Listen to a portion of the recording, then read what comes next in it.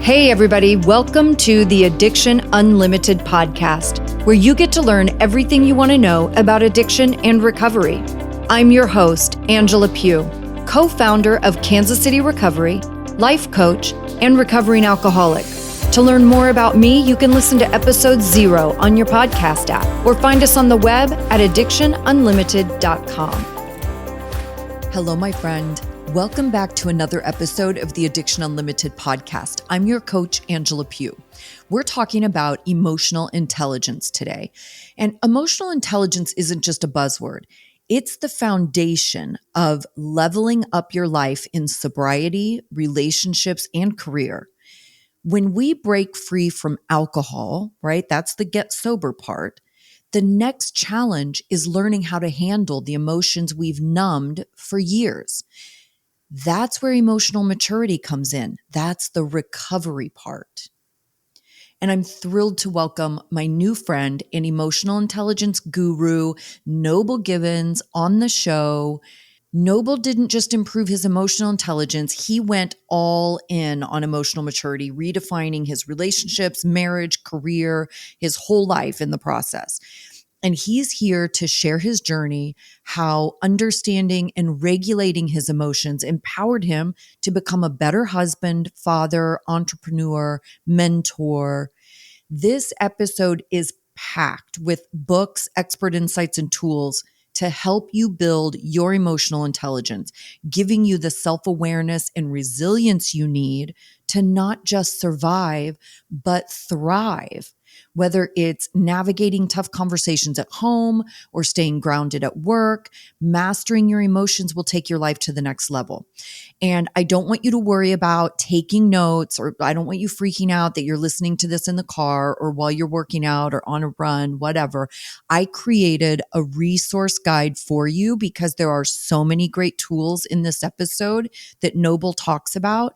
So I put a whole guide together for you called Building Emotional Intelligence for a Sober, Stronger, and More Successful Life. And you can get that at addictionunlimited.com/EQ. I will link that in the show notes for you as well. addictionunlimited.com/EQ. And that's your full guide with every resource we talk about and a little more information about emotional intelligence. And if you're looking for a transformation in your own life, you're tired of spinning your wheels and not making the progress you want, remember you can always schedule a free call with me to see if we're a good fit to work together to get you the results you really want and deserve. And that's addictionunlimited.com/call. That's always linked in the show notes too, addictionunlimited.com/call. And if working with me isn't the right move for you, I can certainly steer you the right direction and help you figure out where you need to start. addictionunlimited.com/call. Okay, let's jump into this episode with Noble Gibbens, EQ Gangster. Noble, thank you so much for coming on and doing this episode with me. I am super excited to share some good information about emotional intelligence with the audience. Angela, I am stoked, lady. I am so excited to be here. Thanks for having me. Yeah, I'm so glad I found you. I was really enjoying listening to your podcast. And I think so this is a great place to start. Why don't we start? Just tell everybody a little bit about you and who you are. So, name is Noble and was a military guy, airborne ranger in the 82nd Airborne Division. Used to jump out of airplanes for a living. That's how I got to work. And let's see. And then entrepreneur, was in a business cult for 20 some years and did very well in the business cult, spoke all over the world to thousands and thousands of people as a result of my low emotional intelligence and my people-pleasing addiction and toxic positivity and emotional neediness, et cetera, et cetera, et cetera. Did very well. So it's amazing how our dysfunction can lead to success. Those are all great business qualities. I mean, they're great entrepreneur qualities for sure. That's right. And then let's see. And then after 20 years of marriage, I yelled at my wife 3 times in 3 weeks. And she said 3 things. Number 1, don't ever do that again. Number 2, you've never done that before, which means number 3, you got more issues in Sports Illustrated. And I was like, oh, snap. You're right, babe. Went to therapy. And the therapist said, hey, Noble, let me introduce you to 2 revolutionary new concepts called feelings and emotions. And I was like, I have no idea what you're talking about. I wasn't issued those. I wasn't issued those at West Point. I wasn't issued those in Ranger School. And so that started my journey, 2 years of emotional fitness program that I put myself on. And all after two years of this emotional fitness program, all these areas of my life started to change, transform, and improve. My faith, marriage, parenting, finances, fitness, business. And I'm like, babe, has this all been because I've been emotionally dysfunctional? Now I'm finally taking ownership of the junk in my trunk. Let me start a podcast, just sharing my issues and stuff, because I can't be the only emotionally clueless dude out there. There's got to be other nobles out there like me that have had no idea. If I can reach them before their 40s and they can start their journey in their 20s or 30s, man, they can save a decade or decades of pain and dysfunction like I've had. So that started my podcast, EQ Gangster, my YouTube channel and stuff. And then now I do, I'm a corporate work. Our corporate umbrella is called Arrowhead Leadership Consulting for any corporate stuff. But then the individual one-on-one stuff is through the EQ Gangster brand. Okay, the one thing that I really picked up on when you were talking about all of that is that you said a 2-year emotional fitness program you put yourself on. And I want to highlight that because so often people are like, oh, I want to change this thing about myself. And they do it for 30 days, right? Or 2 weeks, a 21-day challenge or whatever. I love that you just said 2 years. Because recovery is the same way. It's like you don't get sober and go, yeah, I'm going to do this recovery thing for, a couple months or something. Like, this is a freaking journey. And the most profound change you will experience in your life are in those things that take multiple years. So highlight that a little bit for me. What was your 2-year emotional fitness plan? So, in full transparency, I am very, very much still on it. So don't think that, hey, 2 years, I'm the EQ gangster. Like, I'm 7-8 years deep, and I'm still trying to grow my self-awareness, right? There's a number of areas that I'm still very much working on. So to your point, excellent point, Angela. It is absolutely an ongoing development process. I don't know that I will ever arrive at the pinnacle of emotional health. I think it's, in fact, my therapist, he was a 65-year-old dude and super guy. He'd been counseling people he's thousands and thousands of couples, 25,000 hours of coaching that he has done himself with other folks. And I said, dude, so how long, when did you get healed from all the junk in your trunk, as the therapist?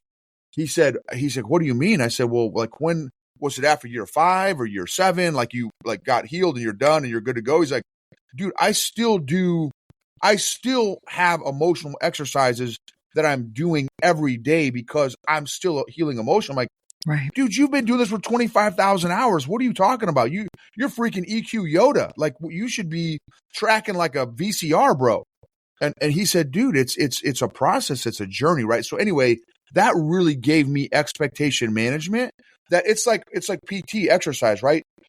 Fitness stuff. I do fitness and I do Brazilian jiu-jitsu and work out and lifting stuff and walks every day.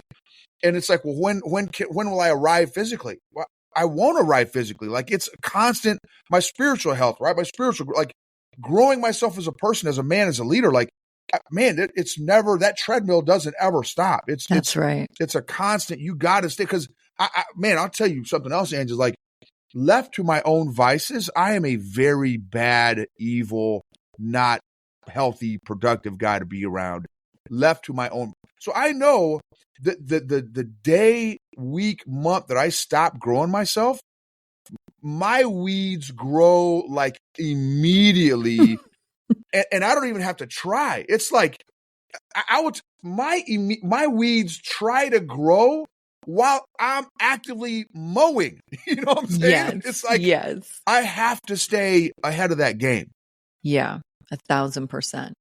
I appreciate you saying that too, because I think, in addiction, people look at those of us with long-term sobriety, right? I'm 18 years sober and people think, oh, so you've got it all together. My work is done. And it's like, no, dude, I am a handful. Like, I'm not, like, this journey doesn't end. Like, I'll get real good at certain things and then I'll be sliding back on other things. So I got to go over and give those things attention. And then I'll get really good at those again and we'll get those back on track. And I look over here and these are sliding back. So yeah, it's an ongoing process. You're also triggered at different points in your life by different things. So in 12 steps, we call them character defects. My character defects are going to come up at different times in my life, depending on what's happening in my life, right? Like my relationship stuff is only going to come up if I'm in a relationship. My money stuff is only going to come up if I have some financial stress or financial fear. So we always have the defects of character. They're just going to pop up at different times for different reasons, but they don't go away. We get better at them, right? I don't use my character defects nearly as much as I used to. I'm better at managing myself and I have some emotion regulation, of course, and that helps. But yeah, it's an ongoing journey. Yeah, absolutely. And I'll tell you what, I don't know if I think you hadn't started recording yet, but one of the comments or phrases that you used was emotional maturity. And,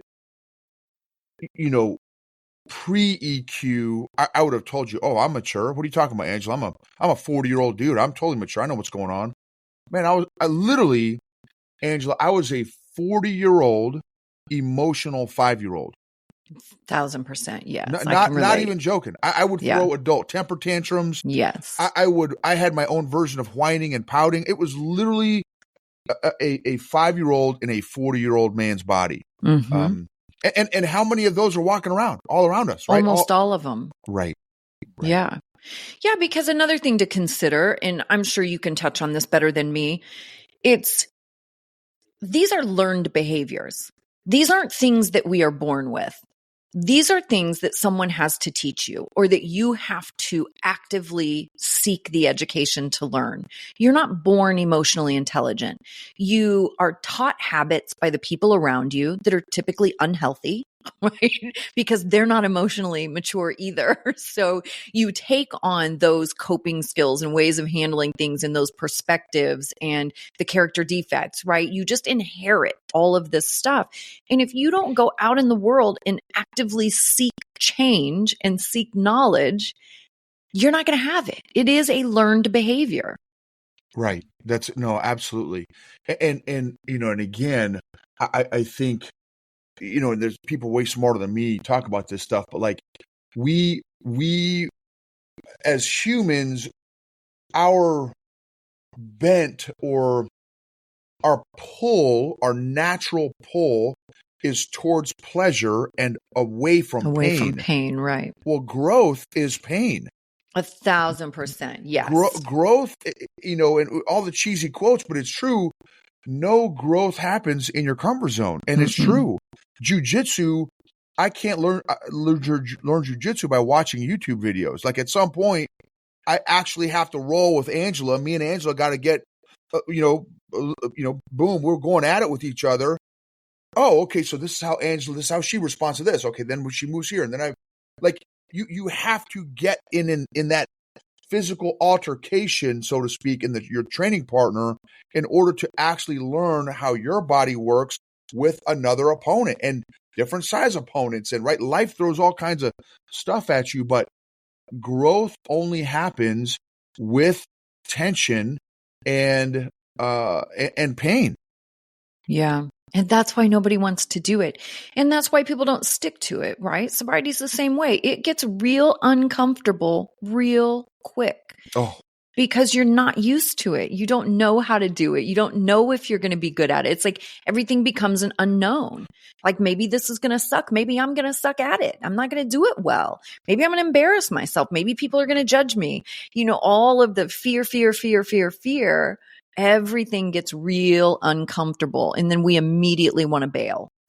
Like enough is enough. I can't take it, Well, if I can, one of the questions you asked is kind of what was your journey like? And you just hit on that point. I want to just share. So as a guy who until, probably 40, years, 45 years, somewhere in my journey there, I had, like, when I say zero understanding of feelings and emotions, like I can't tell you how emotionally clueless I was, like, and how emotionally needy and people pleaser addict I was, and food addict I was, and like I had zero concept of emotion, zero. So when I was sitting down with our therapist day one, and he said the whole dude feelings and emotions, it was a mix of very, very intense emotions that ranged from terror, fear, anger, rage, guilt, shame, condemnation, embarrassment, frustration, anxiety, hopelessness. I mean, and every single one of those emotions, very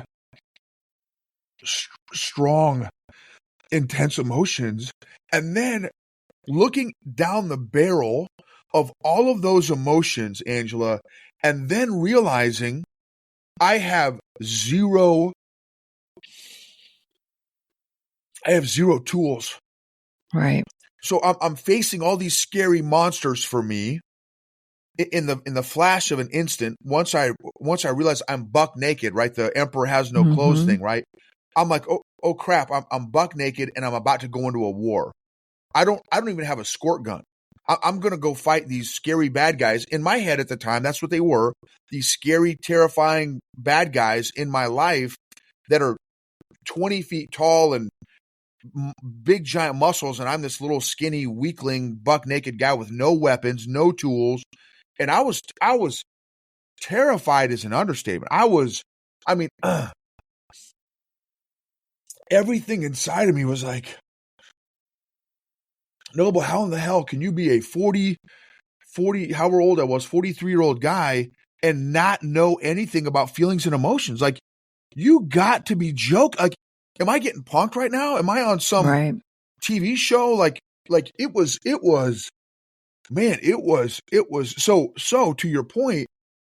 Yes, I 100% understand why people don't walk this journey. It is, I mean, talk about feeling ill-equipped. And so, yeah, it is a very scary. And then the next level of terror is, wait. So therapist, you're going to tell me we're going to lift up the hood of my engine, right? We're going to lift up the kimono, and like, I don't want you to open my guts up, because I know there's some scary, dark, bad, evil stuff in here that I have no, number one, I don't know what's in there. Number two, I don't want to know what's in there. Number three, when we find out what's in there, I'm not going to have the tools to navigate what's in there. And I would think, and I don't want you to know what's in there. Right. Right? Like, I don't want you to see what's in there. I don't know what's in there. I don't want you to see it, you know? Right. That's right. But you know what's interesting to me too is in all of those descriptor words that you used, I would venture to say you wouldn't have been able to use all of those words on day one. Oh, like, I know for me, I could not identify a feeling to save my life. And I remember my sponsor would always say to me, he's like, well, how do you feel about that? And I was like, fuck, I don't know. You know? And then he'd rattle off, well, do you feel this? Do you feel this? And I'm like, yeah, that's exactly what I feel. But I could have never put that sentence together on my own. I could not identify anything. So that's such a powerful point, Angela.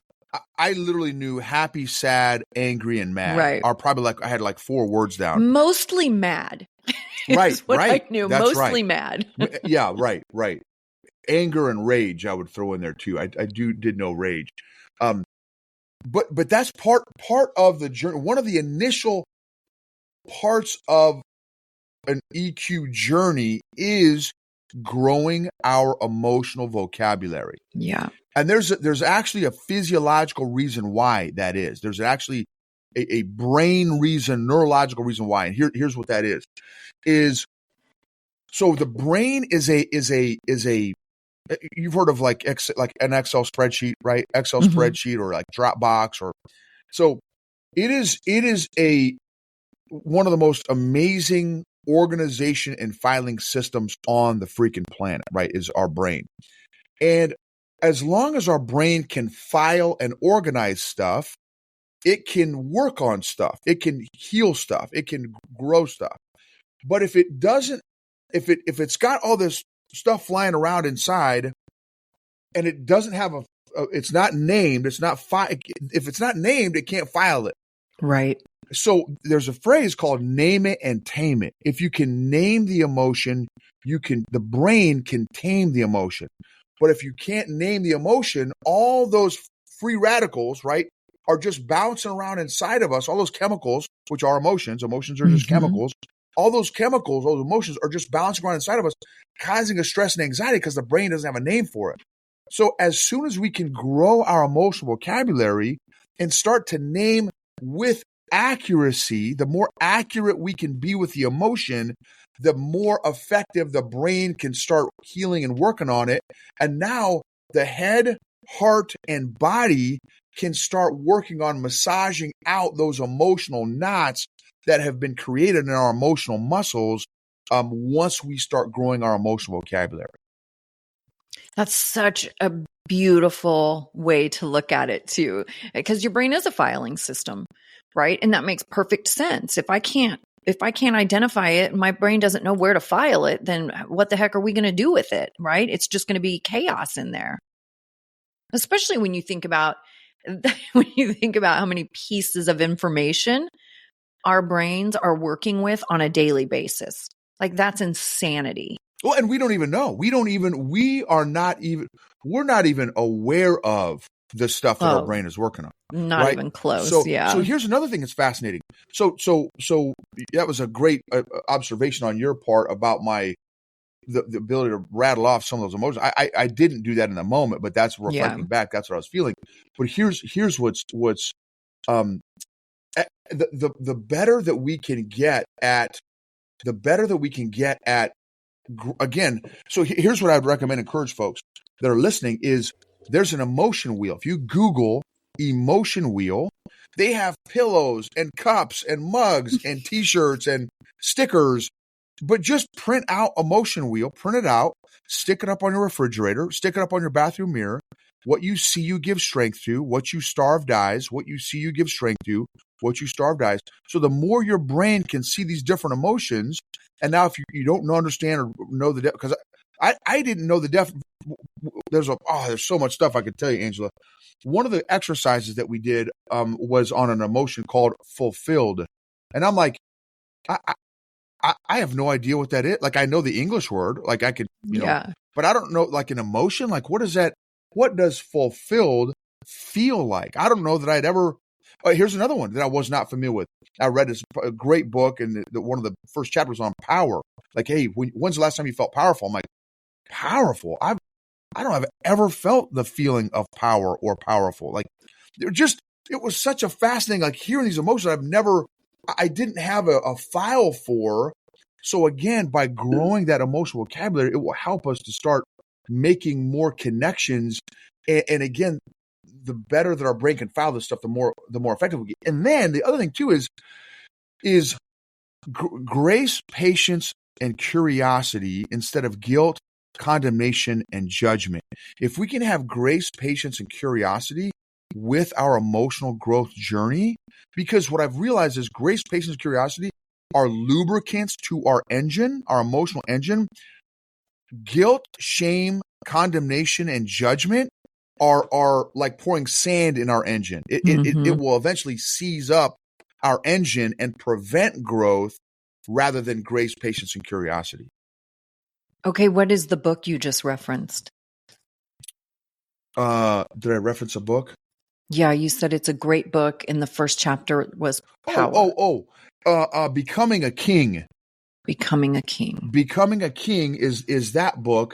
A couple other great EQ books is Boundaries by Dr. Henry Cloud and Healing for a Change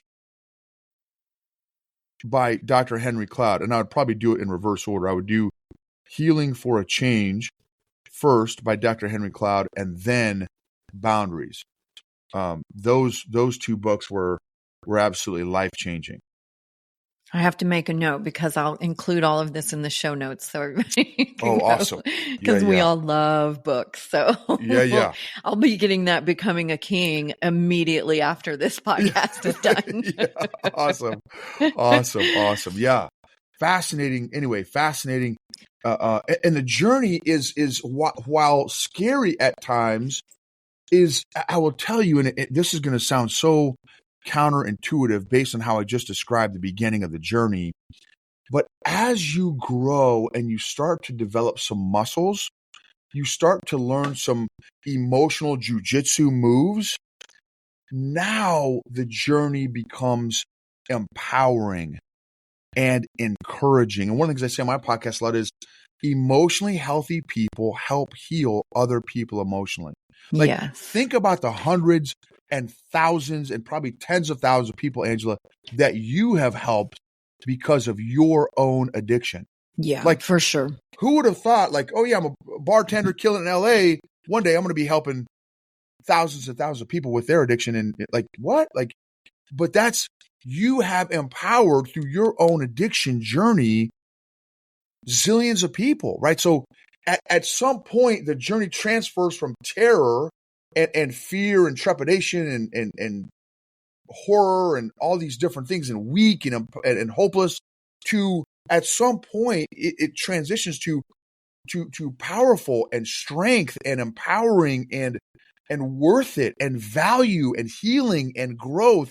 And you can operate your life from a place of peace and strength and self-assurance and authenticity, instead of this place of for me, my people-pleasing addiction, which drove every single decision, right? Which is a place of weakness and inauthenticity and control and manipulation and right. So anyway. Oh, I'm so glad you just said that, because a lot of people pleasers don't understand that, the control and manipulation aspects of that.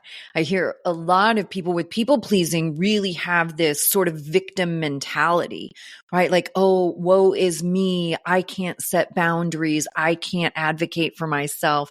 But then they get mad at the rest of the world for not respecting the boundaries that they never set. And it's dude, that's not fair, right? I can't respect a boundary I don't know you have. That's your responsibility to set the boundary. I can't read your mind. 100%. 100%. In fact, I almost, and thankfully I was on a Zoom, but when this girl, she is gangster, man. This lady, her name is Amy Fiedler, and it's Fiedler, Amy Fiedler. And I think she's on IG. She's a baller. And I follow her on IG, and she's I'm in maybe first grade or second grade in my EQ journey. She is PhD. She's her. It's my head explodes every time she does a post. And she told me one time, I've interviewed her a couple of times on my podcast, and one time she told me, she's no, but as a people pleaser addict, those are hardcore manipulators. And I'm I want to throat punch her. Yeah. I'm what are you talking about? I'm that's not true. I don't ever want to manipulate it. I hate manipulators. She's like, okay, let me just ask you a couple questions. She said, how did you approach every single person, stranger and known person, relationship? What outcome were you trying to go for? I'm why? I mean, as a people pleaser addict, I want everyone to like me. Mm-hmm. So, okay. So based on that, what did you have to do in order to get everyone to like you? And I'm what? No, screw you. I hate you, right? But she was 100% right. I was trying to control and manipulate every single interaction and conversation to get you to like me, because I wanted you to validate and affirm me. Right. In my work. And how good you are, right? And that's really the thing with people pleasing is, but I'm so good. I'm so generous. But listen, we do this with everything, right? We can do the same thing with money. I was really big in this manipulation when I was younger, with materialistic things, right? Always having the right clothes, the right labels, the right handbags, the right car. And all that was manipulating the outside world. And making you think a certain thing about me, right? I'm going to show you how successful I am. So you'll believe XYZ about me, whatever that successful looks like. Right. And that's what all of those behaviors are, right? Like they're Yes. all manipulation in their own way. Right. That's exactly right. That's right. But I feel like that's not why God created us, right? God didn't create, like, he created noble to be noble with my own worth and value inherently. I don't need Angela to determine. Now, Right. that doesn't mean that Angela's going to dig me, right? You may not dig me, but whether or not you dig me has no impact or effect on my worth and value. Right. Right. So I love this analogy. Someone said, like, this guy gave this homeless guy $100, a crisp $100 bill. And he's like, "Oh, thanks, man." He's like, "Okay, now crumple it up." And so the guy was like, "Well, but it's crisp. It's a nice $100 bill." He's like, "No, just crush it up." He's like, "Okay." Well, he crushed it up. He's like, "Now throw it on the ground." He threw it on the ground. Then he, okay, now step on it. He stepped on it. Now it's got dirt on it. It's crumbly and stuff. He's like, "Okay, now how much is it worth?" He's like, $100. He's like, "That's you. Right. You've gone through some stuff. You've been through some stuff in your life to get where you're homeless right now, but you are still priceless. You're a priceless human being with worth and value, even though you're a little rough around the edges, a little dirty, a little messy hair, but your worth is still priceless." I'm like, man, that's powerful. Yeah. Yeah. It's all powerful. What would you say for somebody who is just starting, like listening to this right now, listening to you, and they're like, you know what, I want to look more into this emotional intelligence and emotional maturity.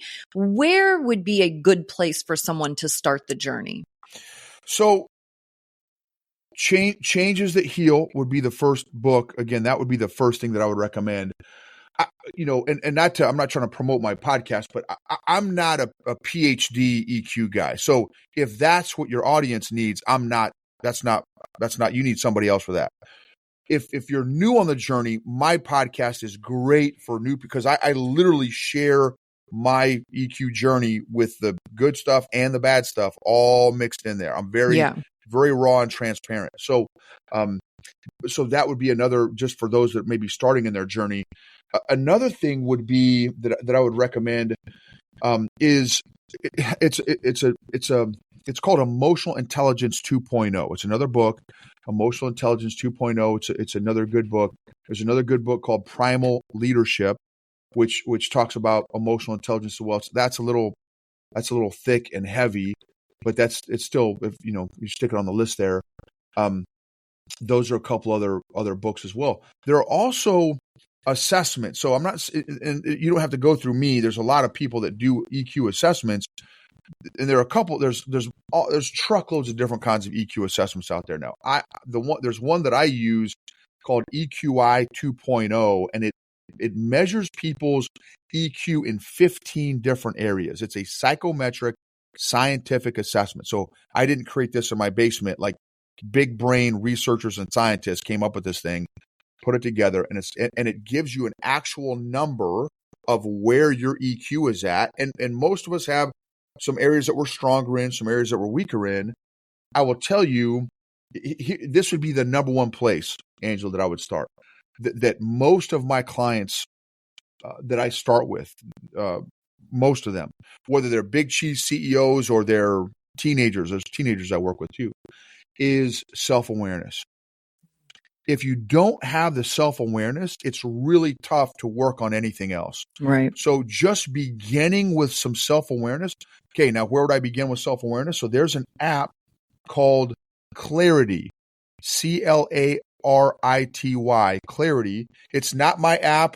I don't make any money off it. I'm not a paid spokesman or whatever for Clarity, but I use it. I recommend it for a lot of my clients, and it asks some really good questions on how are you feeling today, and it gives here are some sample emotions of like to pick from.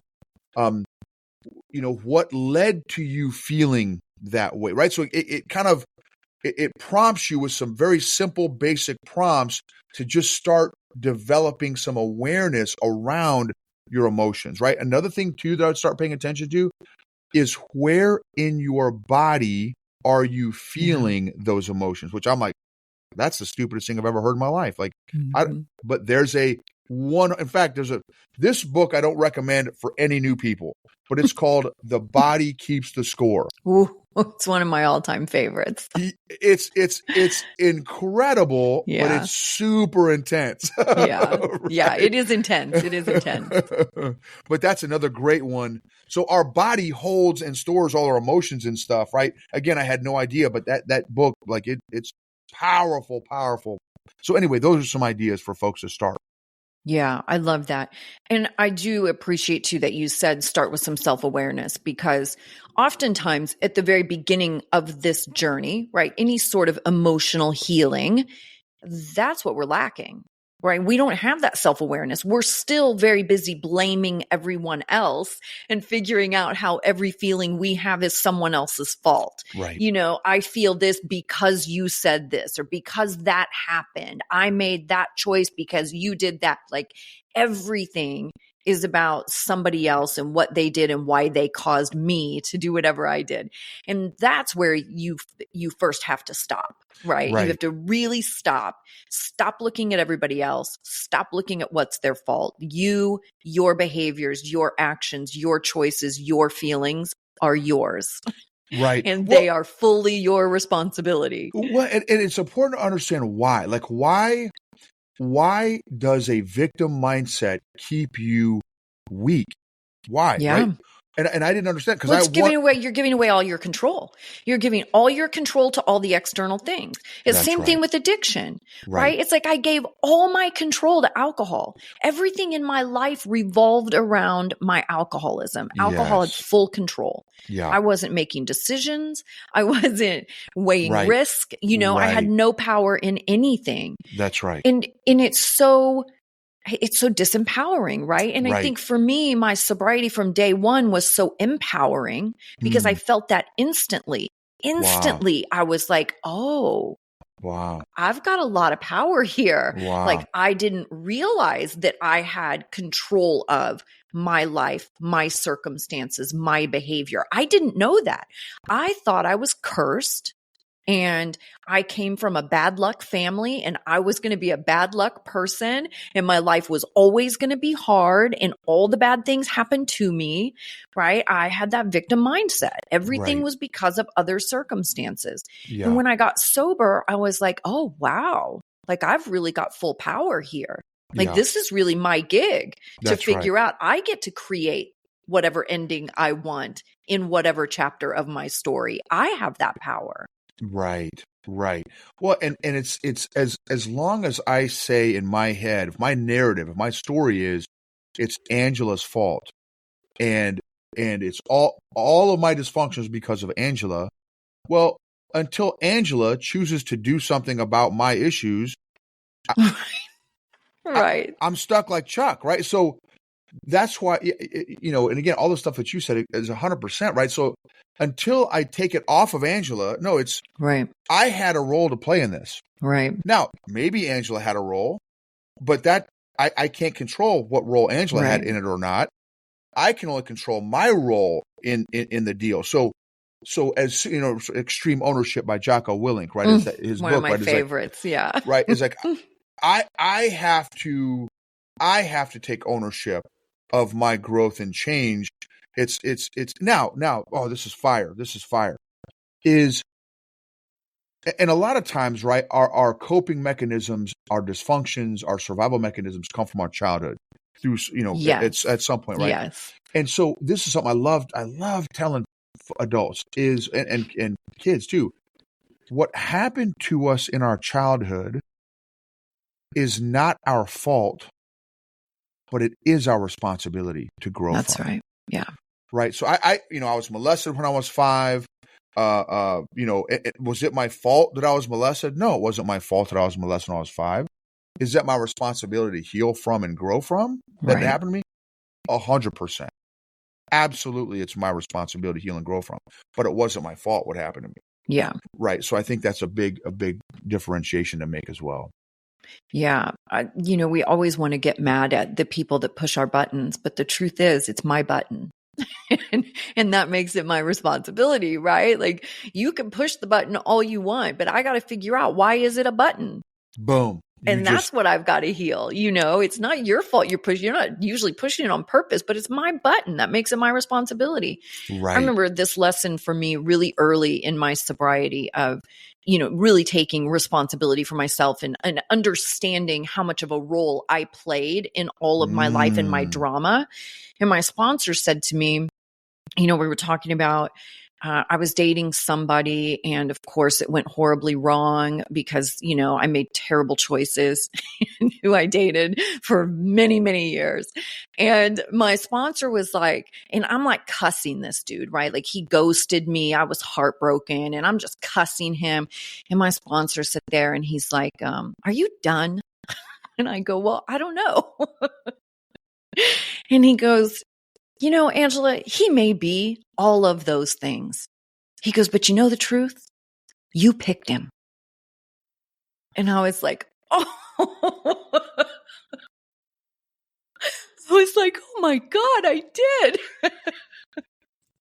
But it was this beautiful moment of really figuring out like, oh, wow. Because that's when you start to understand that you saw all those red flags and you continued to move forward with that person, right? Where there should have been boundaries, no-brainer boundaries, like the person just sat across the table and blatantly lied to you and they're lying and you decide to overlook it, right? Or I know for me, I was so broken and I just had no self-esteem and I would always internalize everything as my fault, right? And I'd be like, well, I need to be more patient. He's so busy, like I need to be kinder, like whatever the thing is. It's like, no, he's a freaking narcissistic, pathological liar. Like let the dude go. Wow. Yeah. Right. But it's like you start to understand that like you saw all the red flags and you made the choice to proceed, not even with caution, and that was just one of those moments that I was like, wow, these are my choices. It's not, and you hear people say, especially in dating, you hear this all the time. Well, I always attract the wrong kind of person. I'm like, no, you don't. You pick them. You are picking them. Right. Because they can be attracted to you, but you don't have to let them in. Right. You don't have to invite them in. You don't have to exchange phone numbers. You don't have to have a conversation. You don't have to set a date. You don't have to do any of those things, So That's right. but it's fascinating. It's the same way in all those character defects and how you treat people and how you internalize things and you start to grow is understanding that it really starts with you. Yes. One of the things that I thought was fascinating, and you're sharing there, which is so true. What are we rationalizing? Right. What am I rationalizing? Rational lies. Rational lies. Right. What am I rationalizing in my own life, right? Again, for me, food addiction, sugar addiction, people pleasing addiction, like there's 1,000 questions, right? That can be asked from that question, but like, and then obviously, right, is why. So what am I rationalizing? So do a rationalizing audit of your life. In the different areas of your life, what am I rationalizing? Where am I rationalizing? And then you get into some nitty gritty of why. Why am I rationalizing relationships or drinking or eating or people interactions with me? Right? Where's this coming from?